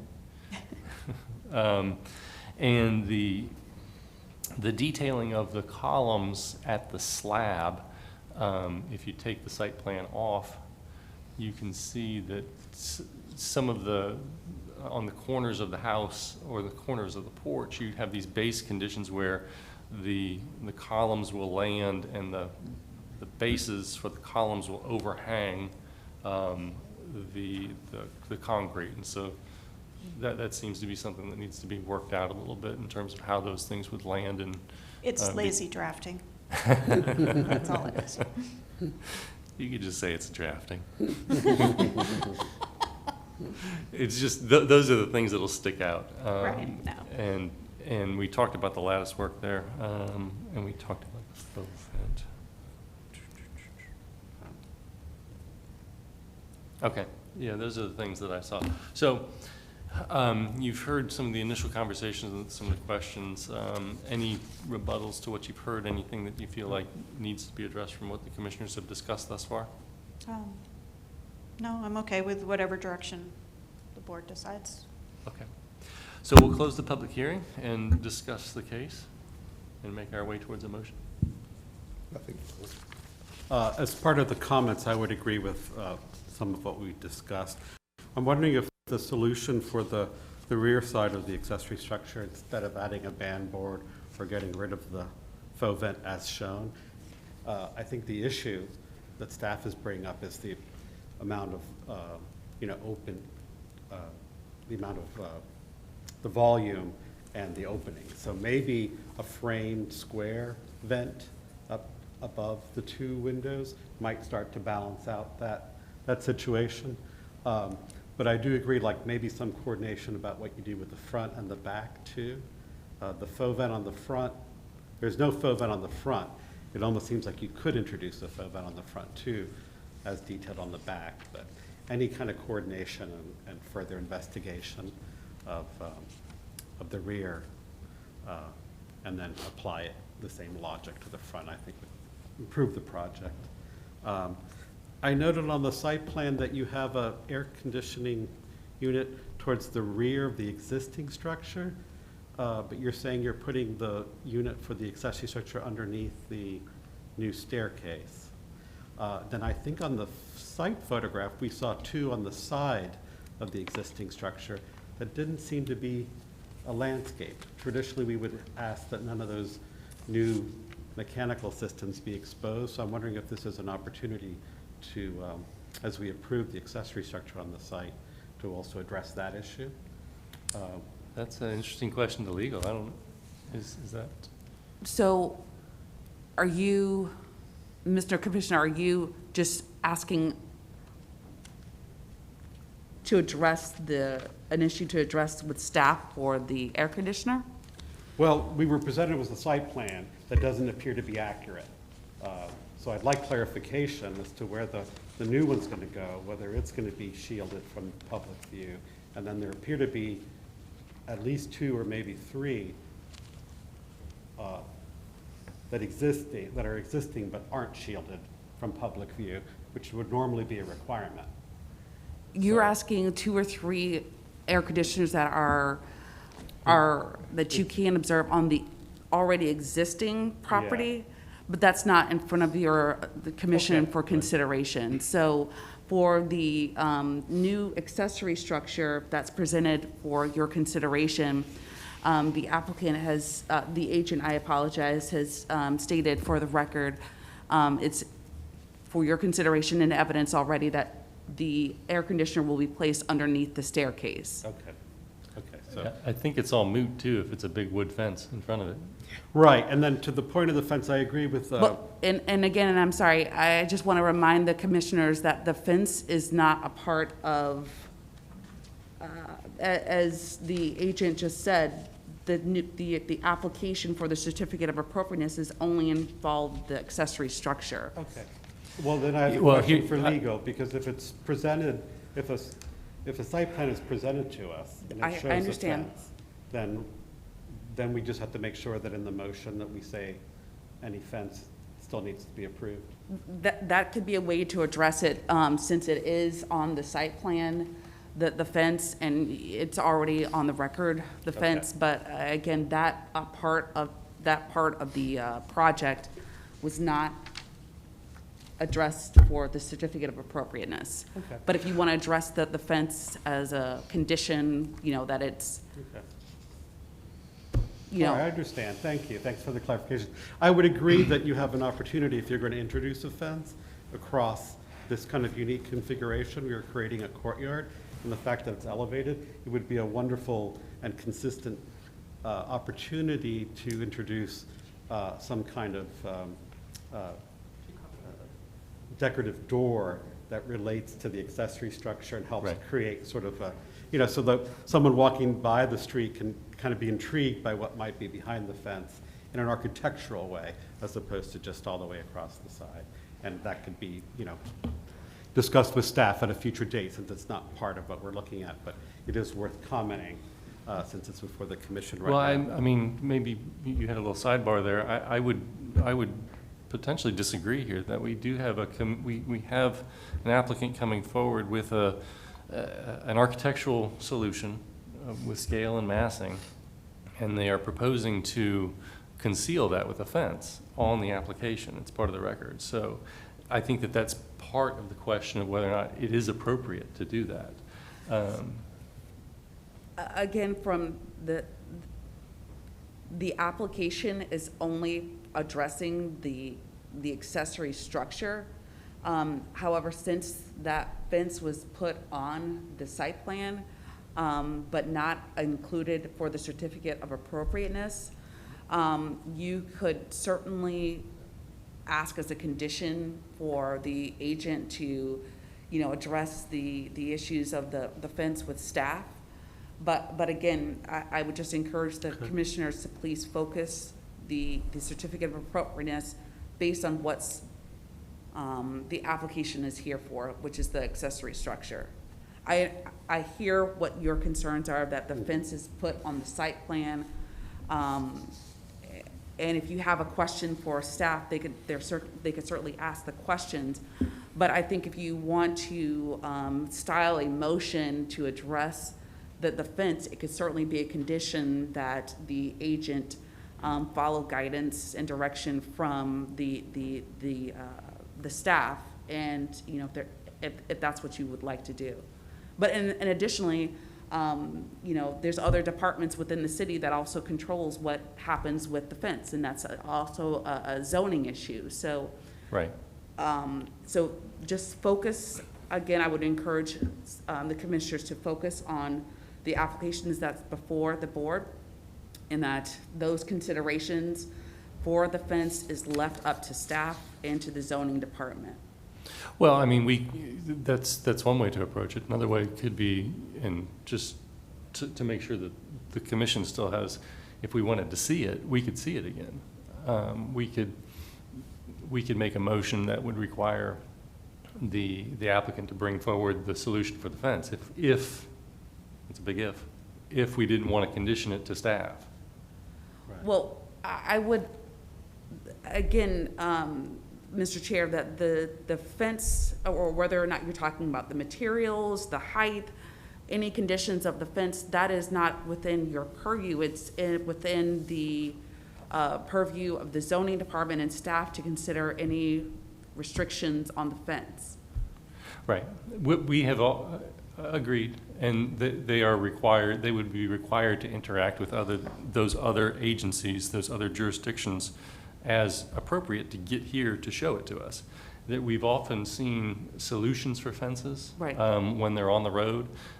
We've seen historic reinterpretations of what would have been the pedestrian experience in the fence. So these things do come before us. Right, right. And in terms of what I've seen on the site plan, that's the biggest challenge, is what is that thing going to be? And if it's a typical, we can give you the best project and let you get out and build it, but if you put up a Home Depot stockade fence in front of that, I don't know if that's the solution that the commission wants to, vote for. It would at least need to be, I would imagine, conditioned such that after the approvals that you've gotten from zoning and whatever the technicalities are, we have the ability to control, in part, what that does to the character, the scale of that portion of the neighborhood. Of the overall project? Yes, Okay. of the applicant's project. Right, that's what Yeah. Okay. So I think that we do have more than one option, and we do have the ability to ask for, what we want to, whatever the motion is. I don't know what it is. I don't know if the sense of the commissioners are that we don't care about it, in a majority, or if it's something that we want to delegate to Ron, or if we want to see it again. Or why not continue this? And Well, have that the was app- my point, is Have that the we can. applicant come back with a fence that's part of the application. Well, can you just give me one moment? I'm not sure if we can require a fence, but what I was going to say, I also don't want to, I think our intention is grounded in the design guidelines and unique to this project because of a unique configuration where we're adding an accessory structure where it's typically not placed. But that said, I also wanted to just be careful that we don't make it too onerous. No, For I a don't either. fence I don't to either. appear, because if it requires another visit, they might just decide, well, no fence. Yeah, no, we don't want to make them burdensome, but Yeah. Yeah. the way it's presented in the record, if we were to condition everything and say, that looks great, go build it, and then we went by to look at it, we'd say, well, there's a fence in front of it. Right. Did we not notice that? Yes, we did. Did we not care about it? Yeah. I don't know. I think we do. One more point, while they're discussing the fence and how we can move forward with the fence. Some of on the elevations, the trims around the windows and the doors seem rather underscaled to me based on the photographs that you provided on some of your other projects. I'm just curious if that's a drafting issue or a photography issue, because I do think that the elevations as presented would, That'll have to be rhetorical because we're closed. oh, I'm sorry. That's So okay. that's a comment then Yeah. did any other commissioner get that impression that Good. the sizes of the trim seemed undersized based on the other? We're going to the handbook. Okay. We've got a good one. Kamaria Pettis-Mackel from the city attorney's office. Again, I met with staff to just reaffirm that the application that's before the commission is only regarding the accessory structure. The information about the fence that was put on the site plan from the agent is within the purview of the staff and the zoning department, and they will ensure that's their purview to ensure that it abides by the code. And I hear the chair's concerns, but again, any information about the fence or concerns about the fence can be addressed by staff and the zoning department. And there hasn't been a request for continuance from the agent for this presentation. Correct. There hasn't been a request, but if we get down the road to where there's a motion or a motion for a continuance, the applicant would have the opportunity to say yes or no to that. If the applicant so chooses to. Yeah. And then the applicant will also have the ability to agree to any of the conditions that are attached to it, should a motion come forward with conditions for approval. Correct. Yeah. Okay. So, any other discussion, or do we have a sufficient clarification on what the motion should entail and how we should move it forward? No comments, no more comments from me. Well, I do think since there are some questions about the elevations, I introduced some questions about the scale of the trim, and we have some interest in the design of a fence if they choose to go forward. That I think this is a situation where we do a continuance and ask to see the project again. If the sole purpose of the continuance is just regarding the fence, that is not within the purview of this commission. Okay. Can I pipe in, or do I have to wait for you to No. come down to my end of the table? Open discussions, ping pong. Okay. I don't agree that we continue the project. The fence is not in the purview of what they're presenting today. I understand that, I hear what you're saying, that it's on the site plan, and so they showed it to us. We now know it's gonna be there. But I guess the way I'm understanding everything is that is the staff's job to make sure that the fence is correct. Now, I think we can make our motion approving the project with a few conditions, one of which being work with the staff. But I don't think we should continue the whole project because of this fence. I think we need to figure out a different way to work it so that the owner can build their second structure and move forward. And if we want to relook at the fence later, after staff presents it or does their job, not presents it, but does their job with it, then I think we need to consider that. But I don't think we continue the whole project because of the fence. And staff will ensure that if they do not approve the fence based on their standards, that they would have to make a request to Right. present to the board, the commission. Well, okay. I mean, just personally, I'm on board with the notion that we should not, put any more roadblocks in the way of the development of the project. Right. But I disagree that we don't have the, kind of the purview over a fence when it's in the front yard. I understand. We're talking about the whole front of that one property is going to be fenced. And we are, obligated to look at the scale, the character, the quality of the neighborhood, the infill, the massing. But I think that we can effectively condition it to give Ron and staff the sense of what we're looking for in terms of having the project relate to the street and providing some aesthetic guidance there. But, and I don't want to appear challenging. However, isn't that their job?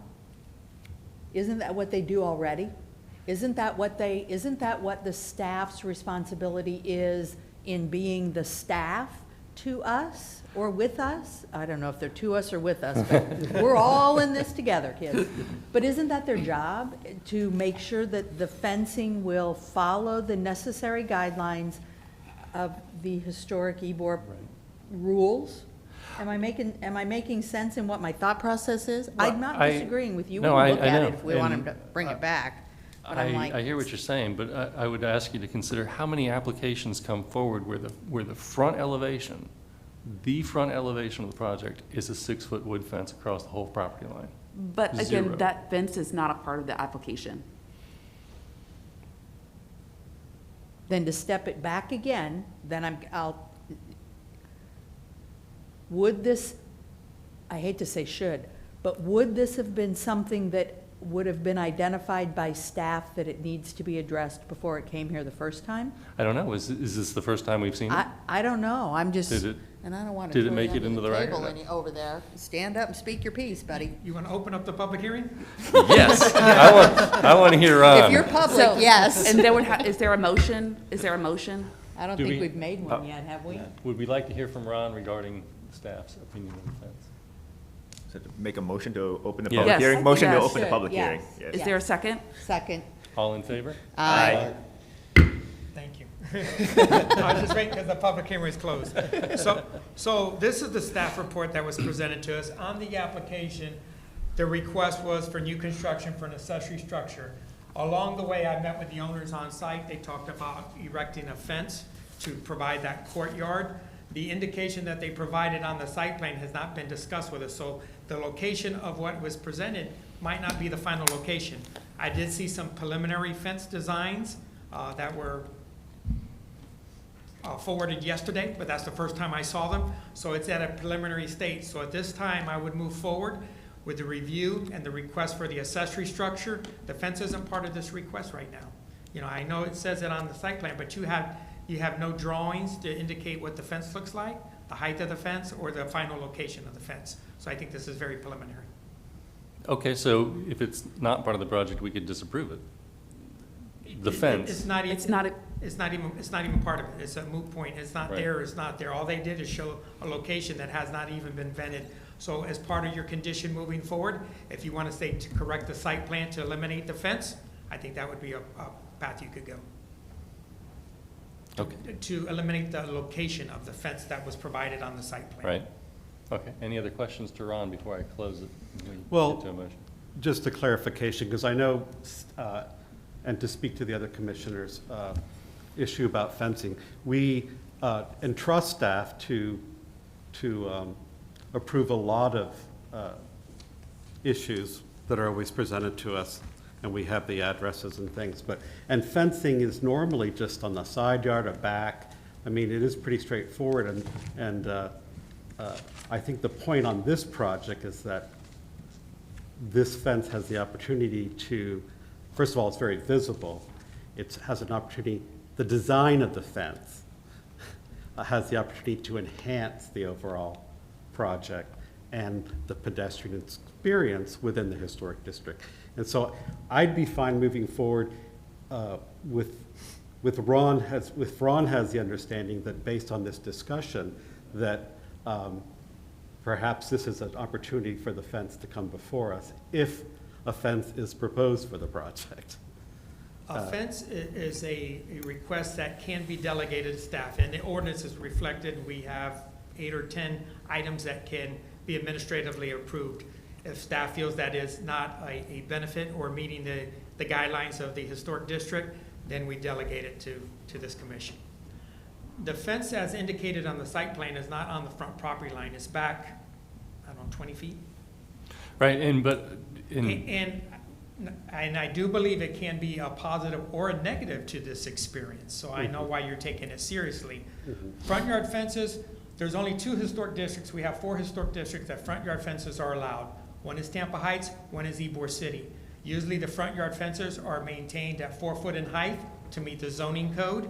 This one sits farther back, so it has the ability to come to 6 foot in height. I don't believe that's the best scenario for this location because it sits on the pedestal of the retaining wall. So if you have the retaining wall that's at 3 foot and then you have a 6 foot high fence, it's going to be very imposing on this site. So we'll look at the overall height of the fence, we'll look at the material, and then we'll look at the location presented at a future date. I'd like to add something. If we don't condition a fence and we allow or are in agreement with these drawings for this accessory structure, and there is no fence, and there's never going to be a fence, then we're looking at mechanical, barbecue grills, and bicycles, and what I think is a lopsided design on the front facade. And that, without the fence, as far as I'm concerned, why approve it? And that's all I have to say. Good point.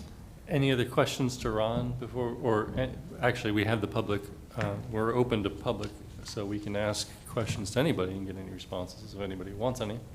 Otherwise, we can close the public portion of it and find a motion and continue discussion if need be. Prior to closing the public hearing, I have 2 photos up of the front elevation and the rear. I know there was some discussion about the treatment on the gable end, so just to refresh your memory. Mm-hmm.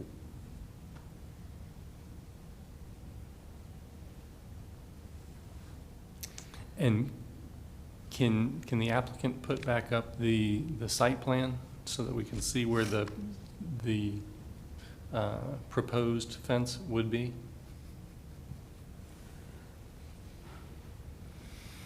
Isn't it a not proposed fence? Not yet. As, Can I- as presented in the record, it is in the record. Is wood fence, is that just on there? Or have they sincerely discussed wood fence? It says proposed 6-foot wood fence. Yeah, I know. Can I answer any? Or Yeah, we're open. Oh, okay. We haven't closed down the meeting. So I am in the accessory building design and build Right. business. I do not, fences or something that, the only reason it is on there is the owner has wanted a fence. We have not discussed in detail where it would go. We have discussed that it would have to be a wood fence because that is in the code. In Ybor, we couldn't do a vinyl fence or anything. Right. I contacted Ron to discuss the fence to just start. Yesterday, I sent him something that the homeowners had looked at for a fence. Whether it's something that staff is going to think is okay, whether it's something I think, or if I think there's a better design, we are not there yet. Right. So the very likelihood is that there will be a fence. That is something that the homeowner would want, but we're not at the point yet to ask anybody about the fence more than very, very preliminary. It's just where we're at. Right. See, I'm hearing sincerely and likelihood, and you can't take any of that to the bank. Right, we don't really want to talk about the Right. fence yet, because Been we don't, doing that way we're too not ready. long here in Ybor City. Yeah. So if it doesn't say put it in, I can't vote for it, particularly because I'm not crazy about the front facade and the layout. So that's how I feel about it. Well, and to stay on the fence, I mean, I think what I'd like to see is some kind of gate. We haven't used the word gate, but this seems like it's an opportunity to not just have a fence, but some kind of gate that, aligns with the accessory structure that gives somewhat of a view into, a garden space. So I'm just going to throw that in there because it's not just a fence. I think what we're hoping might develop the property into a cohesive manner might just be a decorative fence and gate. I'll add hoping to sincerely. I know it's not proposed yet. But while that said, while we have the public comment, can you react to the comment I had about the the boards around the windows and the doors seeming a little underscaled based on photographs that you presented as examples of what you've done on other projects? We are consistent on all of our Okay. buildings, so what you see in the images is accurate. Thank you, thank you. Is that one of those drafting things? Probably. It's understandable. Any other conversation with the public before we close? Or are we good with Ron? Are we good with, well, we can always ask legal, right? You're on this side of the fence. Yes.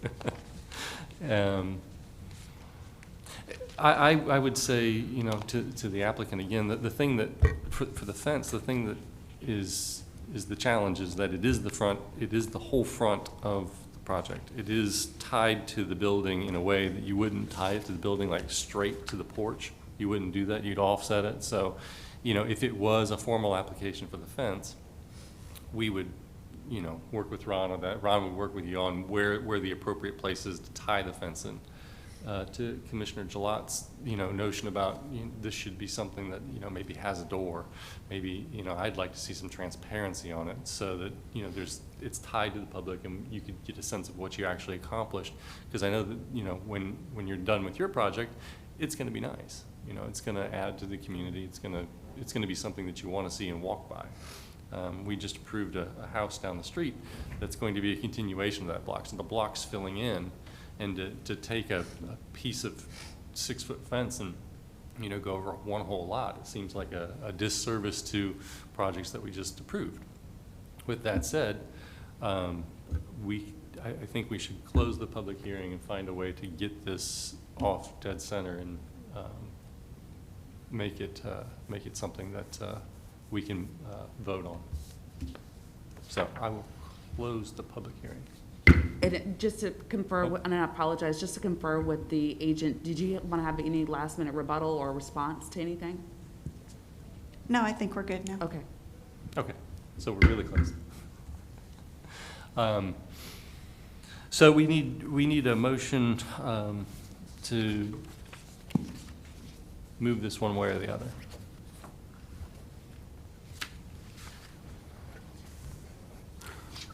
Would a motion to approve with various conditions about some of the architectural features on the accessory structure, and then just another condition that if fencing is introduced, that the design of the fence and gate would come back to the board? That's something I could, Right. I could. Right, and I think that we need to Move take forward. it, we need to take into account the screening of the mechanical unit on this project On this project. to make sure that we don't have those, you know, the collection of bikes and grills and stuff that Commissioner Schiller's talking about. I mean, I don't want to put the additional onerous of having to come back to the board. And again, I would just remind the commissioners that if staff and the zoning department feel that it's necessary to go back in front of the commissioners to address the fence, that will take place, but it's within the purview of the zoning department and the staff in order to address and ensure that the proposed fence, whatever it is, abides by the code. Okay, well, I guess then I do disagree. Because, I mean, we have, the guidelines call for the design of fences to be. Right, but that's, approved. fencing is not on this application. I know, but I'm trying to feel confident moving forward that if a fence were to appear on this site, that we would have final approval on it. How do you recommend we do that? My recommendation is that the board, the commissioners address a motion, whether it's to approve the certificate of appropriateness or to deny the certificate of appropriateness for the accessory structure. And if you want to have conditions addressed regarding the accessory structure, then those conditions should be regarding the accessory structure. If the applicant wants to go down a path regarding a fence, then that process needs to begin with the staff and the zoning department and proceed from there. But this application is only for the accessory structure. Okay, so then it would ultimately be up to staff for them to decide whether the design of a proposed fence would come before the board. Correct. Okay. Well, I'm going to add if to likelihood and hope. Well, then, to your point, can we request a fence be provided to approve the unusual placement of this accessory structure on the side yard? Is that within our purview? Because either way, aren't we requesting, regardless of whether or not it's a fence or not, aren't we requesting that the mechanical and the under the stairwell potential clutter location be addressed, right? So aren't we requesting, or that's something that I thought I heard we wanted, is that under the stairwell and the mechanical be addressed, whether that's by specifically covering up that area with lattice or installing a fence. Either Well- way, we want that addressed, right? I think you would go back to advice from legal is that the fence, we're gonna strike the fence from the applicant's presentation. We are going to probably craft a motion that provides some kind of lattice work underneath that stair to conceal that and delegate that to staff. Can I And- address the chair? I'm sorry I interrupted you. No, please. Seems to me the best way to do this is, I don't know how anybody else is inclined, but without the fence being a requirement, I can't vote for the project. So we simply we make that clear, and I think maybe it is clear. It's clear with this vote. I don't know about the rest of them. But at that point, you ask them if they'd be okay for a continuance and come back and put the fence on there so it's a requirement, so we don't have to worry about if, hopeful, probably, and maybe. And should. And should, sorry. I'm getting old, I forget that stuff. So we are allowed to recommend a fence if, as part of a continuance? We can put it in the motion, I would imagine. Or we can just deny, and then come back with a fence.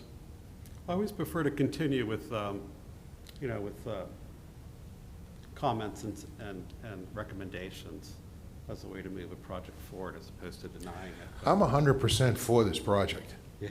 I just think it looks like it. Oh, I know, and I want to be I want to be clear that, in a way, as a commission, for me, it's interesting when these issues come up. Yeah. I'm sure to some other people, especially those listening at home, they're like, why is there so much discussion about a fence that isn't even technically proposed? But from an architectural historian point of view, this is a unique opportunity to create something really special within the district. Yeah. So I do want to see it as a positive as we address this. We're kind of harping on it, but it could be a really delightful way to wrap up a historic structure that's been moved, a new accessory structure, an unusual placement of that in a way that really is an asset to the district, especially in this part of the district where we need stronger kind of architectural insertions that reinforce the notion of the street. So just want to say that. Yeah, I think that's well said.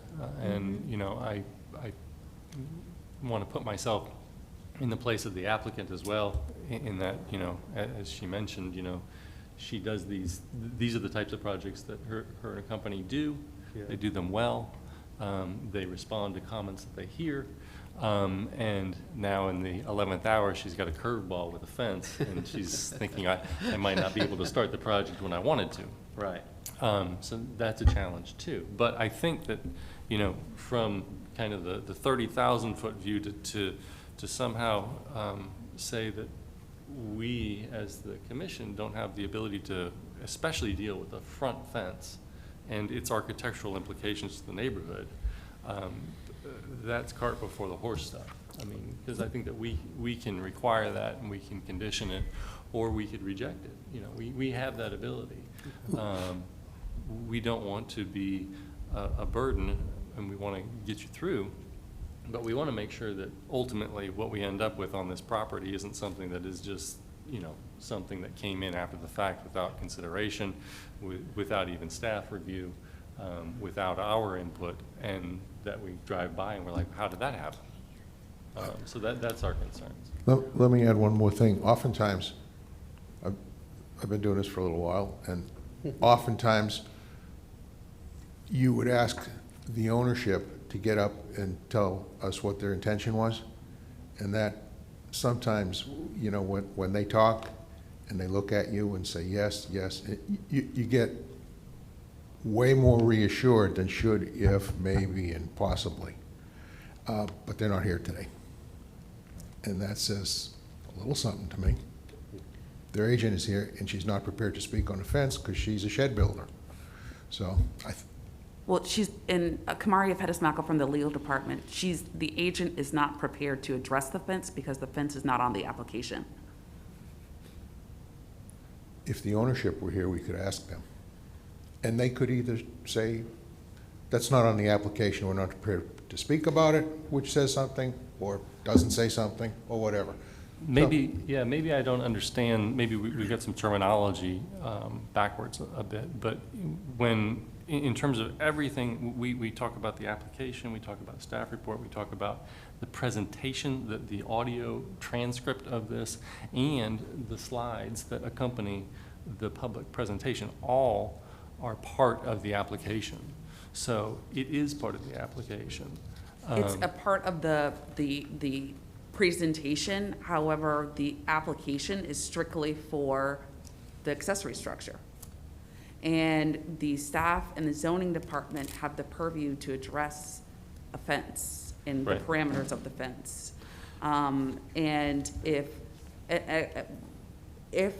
the commissioners want to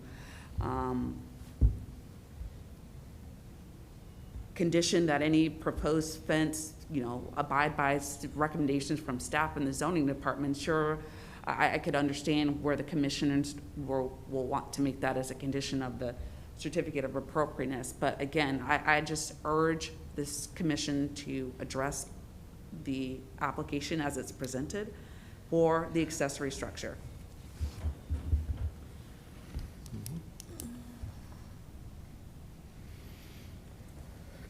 Well, do we have what we need to make a motion and see where the board stands? I'll propose making a motion to approve And I'm going to not mention the fence in the motion, nor condition the fence, because it's technically not part of this proposal, although it's been a big part of the discussion. And I'm going to do that with the utmost confidence in that, as this board entrusts the design and the intention of fences within the district, that if a fence were to be proposed for this site, I think they have enough guidance as to what this unique condition might present for a design of a fence. Does that make sense? It does, but I agree with you, but I think we need to put the footnote in there that the fence as presented in the public hearing is stricken from the record, that we aren't considering that, we aren't weighing in on that. Okay. We are delegating any future fence, which may reappear, to staff, and that staff may condition that application to come back to the board, potentially. May. May.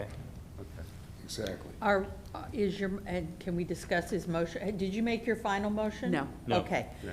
Can we require, or I don't like the word require, but I can't think of anything else right now.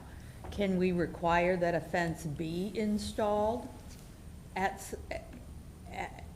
for the project? Can we make that a condition? Can we make, because your proposal didn't say anything about either a fence being put there Right. or the stairwell being covered, Yeah. to Eric's point, so we don't have, Well, I asked Junk earlier if collection. I could, and I didn't really get a response, if we could Well, require a fence.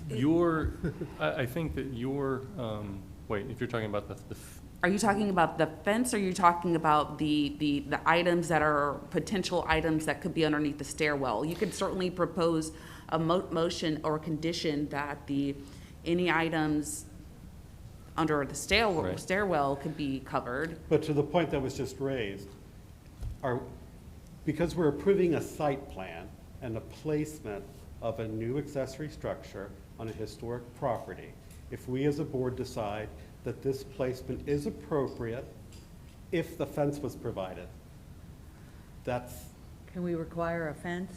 that's your question, right? Can we Yeah, require a fence? Can we require a fence? Can we have a brief recess, please? Sure.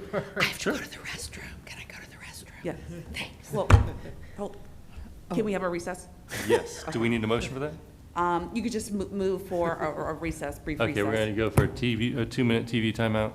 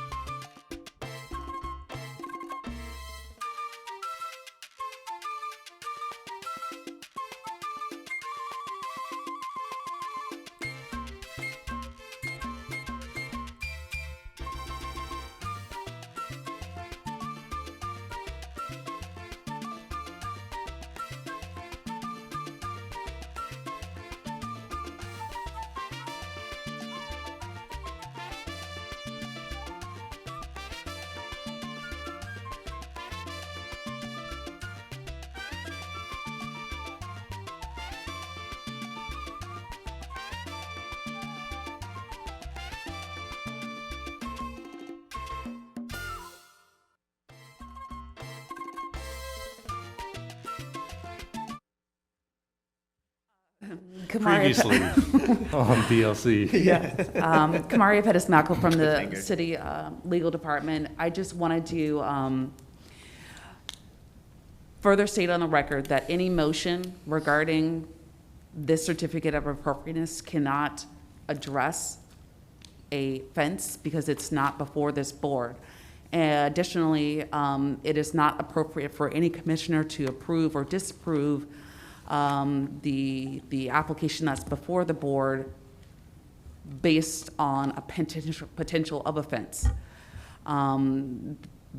What's before this board is what the commissioners should focus their vote on and not about any potential future use or what coulda, shoulda, woulda, or can happen on the property. Again, I would just urge this commission to focus on the application that's before you and to make an appropriate, a motion to approve or deny the certificate of appropriateness based on what was presented. If a fence is proposed in the future, then that will certainly come before the board if it's necessary with a different certificate of appropriateness. But again, that's not before this commission today. Okay. And I would just urge you to focus your motion regarding what is in front of the commission, okay? Just one question then. Because the fence shows up on the site plan that's presented at this public hearing, can my motion say that we're to ignore that fence on the site plan? You could say that you're ignoring it because that's fine, because it's not a part of the application. Okay. But it is presented at this public hearing? I understand, Okay, but it's not a part of the application. okay.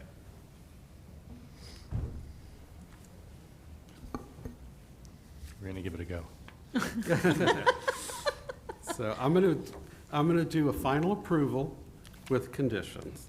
And this is a move to grant a certificate of appropriateness for the drawings and documents presented at this public hearing and BLC 20-131 for the property located at 945 East 11th Avenue, because based upon the findings of fact, the proposed project is consistent with the Ybor City Design Guidelines of the City of Tampa for the following reasons. The siding, massing, and details of construction are consistent with the historic guidelines. And then I'm going to place the following conditions, that the proposed fence that was presented on the site plan is not part of this certificate of appropriateness, as discussed at the public hearing. That the applicant work with staff to finalize the east and west elevations, specifically regarding any additional banding or faux vents, based on the discussion presented at the hearing. That the applicant present color palettes, lighting fixtures, scoring patterns for any paving, and that the staff approve the final windows as discussed at the public hearing. Is there a second to the motion? I'm thinking about what he said.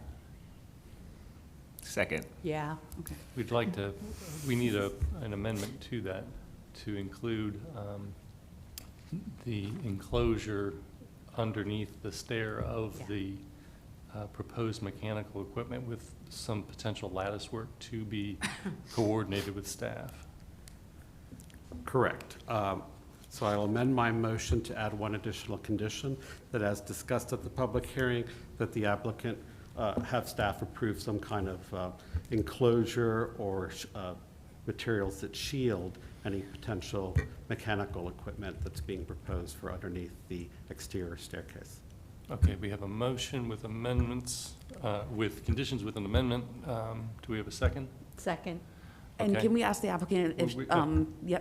the applicant understands the conditions? We have a motion. It has conditions. It got added on to with an amendment. Do you understand and accept those conditions? Those are all fine. Very good. All in favor? Aye. Any opposed? No.